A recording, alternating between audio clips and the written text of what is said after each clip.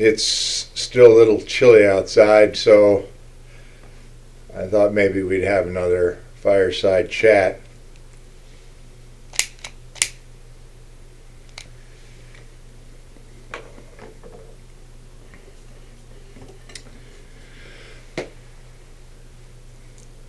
I'm not sure how many days it's been, but they're starting to add up. I was reading an Easter message of a friend of mine earlier today, shared it with me, and he was talking about some numbers. Some of us are old enough to remember the number 1978 and the winter storm of 78. We thought that was something, but it's nothing compared to the storm of 2020 that we're going through right now. 20 and 20 equals 40. No surprise there. But, 40 is a pretty important number in the Bible. Even as we're moving towards 40 days of stay-at-home orders and all of that, who knows if that's going to work out. But in any case, Jesus was 40 days tempted by the devil, 40 days and nights of the great flood.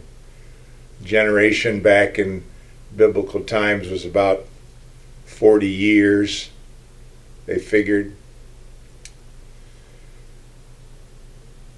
40 made me think about a book I read not too long ago called The Land Between, and heard the author of the book speak at a summit once, and picked up the book. It was all about the 40 years of wandering in the wilderness that God's people of Israel, the Hebrews, when they got rescued from slavery in Egypt, they wandered for 40 years in the wilderness. And you and I might look at that and say, that's a heck of a long time to be lost. And it is a long time. It's about a generation's worth, back in those days anyways. You wonder why the heck it took so long for them to get to the promised land. And when they first got started in that journey after they crossed over the Red Sea and all that, man, the people were whining, complaining about everything. They wanted to go back to the way things were. They complained about the water being bitter, that they didn't have any food and meat, and so God sends manna and quail, and then they're getting tired of all that sort of stuff too. But the thing about it, 40 years of that wandering, and the book kind of talks about that, is how important of a time that was for God's people to be shaped and to be molded. They'd been living hundreds of years as slaves in Egypt, and they probably lost sight of how it is that they were to be a people of God. And maybe God took that 40 years, that span of time, that land in between, to make something of them that hadn't previously existed.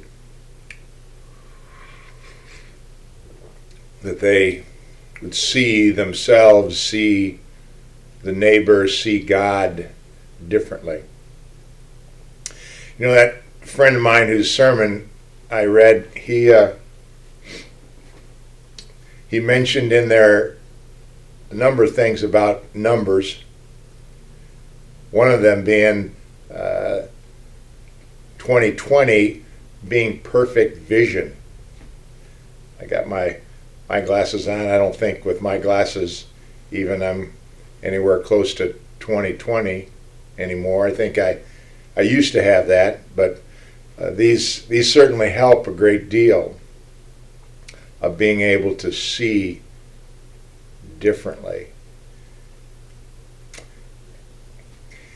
We're in this land in between right now. And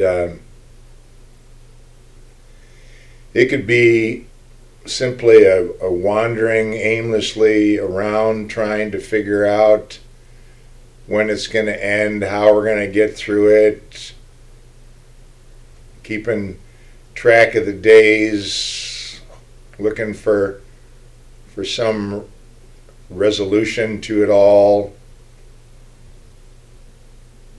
Or it could be a land in between where we might think about,